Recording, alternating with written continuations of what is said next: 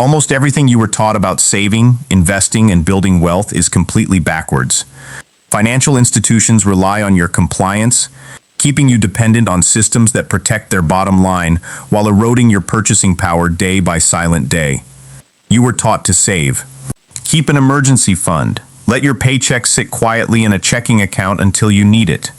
That advice isn't wrong, exactly, but it's incomplete in a way that costs you more than you'd think. Here's the part almost nobody explains clearly. Money sitting still doesn't stay the same size. It shrinks, quietly, every single day. Not because someone stole it, because of how the entire system is built to work. And somewhere in a hedge fund office outside New York City, one man built an entire fortune out of understanding exactly why that happens, while most people never even get the memo. So let's ask the obvious question. If keeping cash safe is supposed to be the responsible thing to do, why do the wealthiest people on earth treat cash like something you hold for a few weeks, not a few decades? That question sounds simple. It isn't. Picture two people. One keeps their savings in a bank account, proud of their discipline, checking the balance every month and watching the numbers stay exactly the same or grow by a few dollars of interest. The other keeps almost no cash at all, and somehow ends up wealthier every single year. By every intuition you've been handed since childhood, the saver should win, discipline should win, patience should win. But here's the twist. Over long stretches of time, the saver is often quietly losing, and the other person knows something about money that was never explained to either of them in school. This isn't a story about luck, or a story about one person being smarter than everyone else in the room. It's a story about a machine, and almost nobody outside of Wall Street ever gets shown the blueprint. Most of us were handed a version of money that looks more like a mattress than a machine. Earn it, stuff it somewhere safe, don't touch it, and trust that safe and growing mean the same thing. For a lot of people, that mattress-shaped idea of money is the entire financial education they ever receive. But somewhere between your first savings account and your last paycheck, nobody ever quite explains what's happening underneath that mattress while you sleep. In 1975, a 26-year-old named Ray Dalio started a small investment firm out of his two-bedroom apartment in New York City. He didn't have a fortune, he didn't have a famous name, he had a card table, a phone, and a habit of writing down, in obsessive detail, why the economy behaves the way it does. That firm was Bridgewater Associates. Decades later, it would grow into the largest hedge fund on the planet, at one point managing more money than the entire economic output of a mid-sized U.S. state. Along the way, Dalio did something most of Wall Street quietly avoids. He flagged the 2008 financial crisis roughly a year before it hit, while plenty of far more famous firms were still telling their clients everything looked fine. Bridgewater came through that crash in noticeably better shape than most of the industry. That's not one lucky guess. Luck doesn't show up consistently for nearly 5 decades in a row. Something else is going on here. But the money isn't actually the interesting part. The interesting part is what Dalio spent 50 years trying to explain to anyone who would listen. He didn't think of the economy as some mysterious, unpredictable force. He thought of it as a machine with parts. Parts that move in patterns. Patterns that repeat, decade after decade, country after country, almost like clockwork. And once you can see the machine, you stop being surprised by it. Dalio's core idea sounds almost too simple to matter. Credit and debt aren't just about borrowing money. They're about time travel. When a bank lends you money, you're pulling spending power from your future self and using it today. Your future self will have to pay it back, plus interest, which means your future self will have less to spend later. Think of it like borrowing sugar from a neighbor to bake a cake today, on the promise you'll refill their bag next week. It feels free in the moment. It isn't. Next week, you'll be a little short, and you'll either refill it or borrow again from someone else to cover the gap. Now imagine an entire country doing that, not with sugar, but with money, for decades, across millions of households, businesses, and governments at once.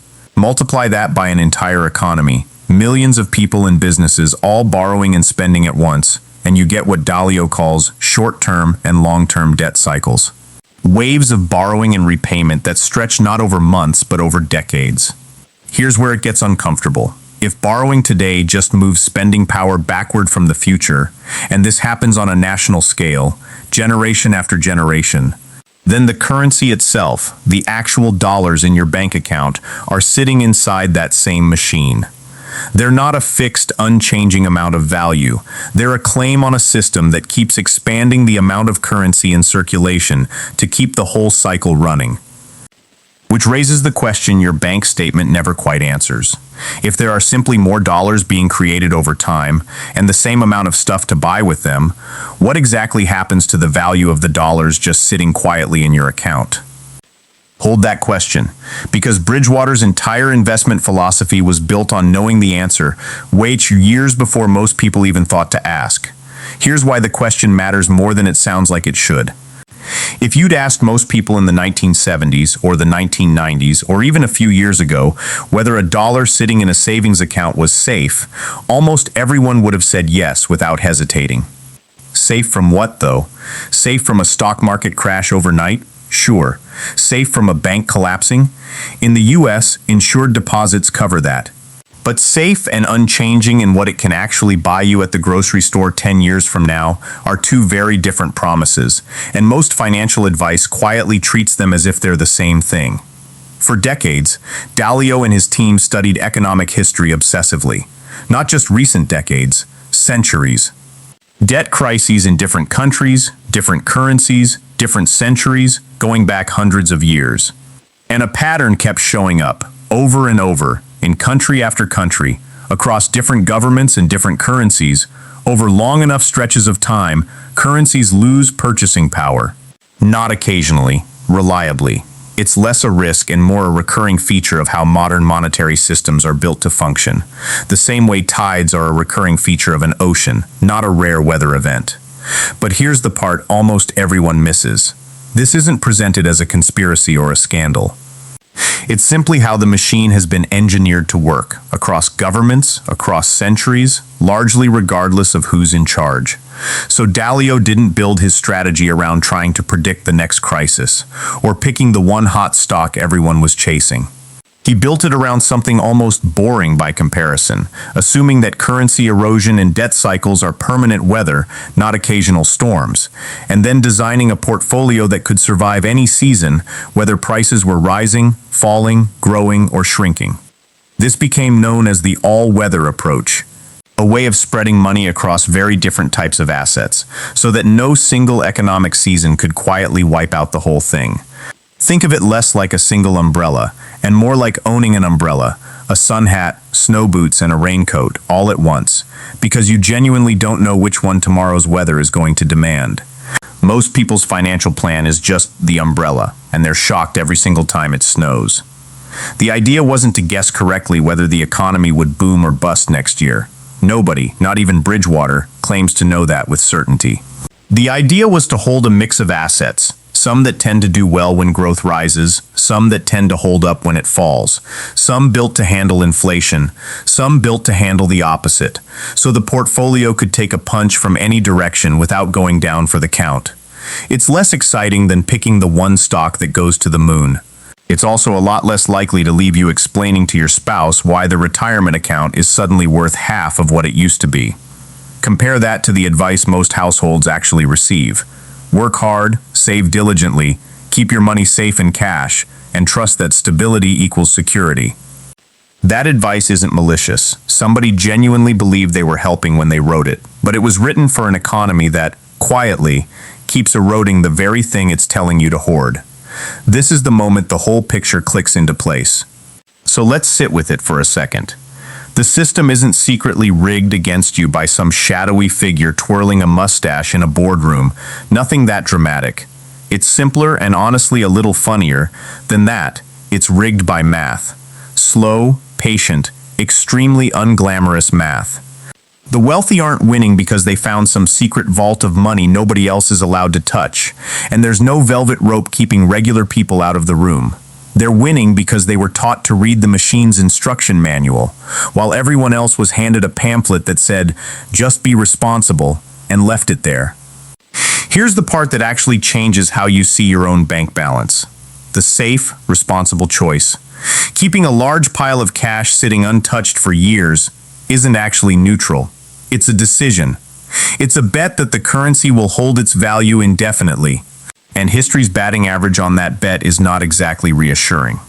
Meanwhile, institutions like Bridgewater built entire fortunes on the opposite assumption, that currency doesn't hold still, debt cycles are real, and money needs to be positioned across different kinds of assets, not parked in one place and hoped for the best. That's the system working differently for them than it does for you, not because they're smarter human beings, because somebody handed them the actual blueprint and handed you a bumper sticker. If that just rearranged something in your brain about what being responsible with money actually means. This is exactly the kind of thing we dig into every week, so hit subscribe and stick around for the next file. Now, before you go rearrange your entire financial life, a necessary pause, because this channel explains mechanisms. It doesn't hand out instructions. There's a real difference between the emergency cash you keep for a burst pipe, a lost job, or a medical bill next month, and the long-term surplus sitting untouched for decades. That emergency layer existing in cash isn't the mistake here. Cash is exactly the right tool for something you might need next Tuesday. The part worth questioning is different, treating every dollar the same way, forever, regardless of whether it's this month's safety net or next decade's nest egg. Institutions like Bridgewater aren't proving that regular people should copy a hedge fund's playbook line for line. They're proving that surplus capital and emergency capital are not the same problem and deserve different thinking. So here's the actual takeaway for your own wallet, not Ray Dalio's.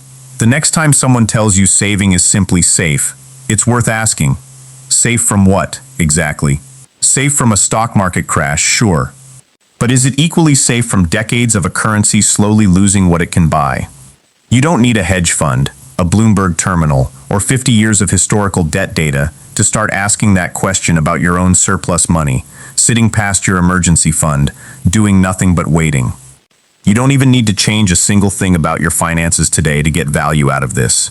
You just need to start noticing the difference between money that's genuinely doing its job by sitting still and money that's been sitting still simply out of habit, because nobody ever told you there was another option worth understanding. You just needed someone to finally hand you the part of the manual that usually gets left out. That's really what separates how the wealthy think about money from how most of us are taught to think about it. It was never about having more discipline, or working harder, or wanting it more. It was about being shown the machine, instead of being handed a slogan and told to trust it. Once you see it, you can't really unsee it. Every bank ad about growing your savings, every warning about risky investments, every reassurance that cash is the safe choice, starts to sound a little different in your ear. Not sinister, just incomplete. And now you know the rest of the sentence. It's a little like finally learning that a magic trick involves a hidden pocket. The magician wasn't lying to you exactly. They just never mentioned the pocket, because the whole trick depends on you not asking about it. The dollar in your wallet isn't a magic trick, and nobody's trying to fool you personally. But the mechanics work the same way. The trick only feels impressive as long as nobody explains the pocket. Once you know where the pocket is, you start noticing it everywhere. In every Just Save More headline, every ad promising your money will work for you, while it sits in the exact same account it's always sat in. There's another version of this story hiding inside a completely different industry. One where a company convinced millions of people that borrowing money and spending it immediately was somehow the responsible choice, and built one of the most profitable business models in the world on exactly that idea. That's the next file. And once you see how that one works, you'll never look at your own wallet the same way again.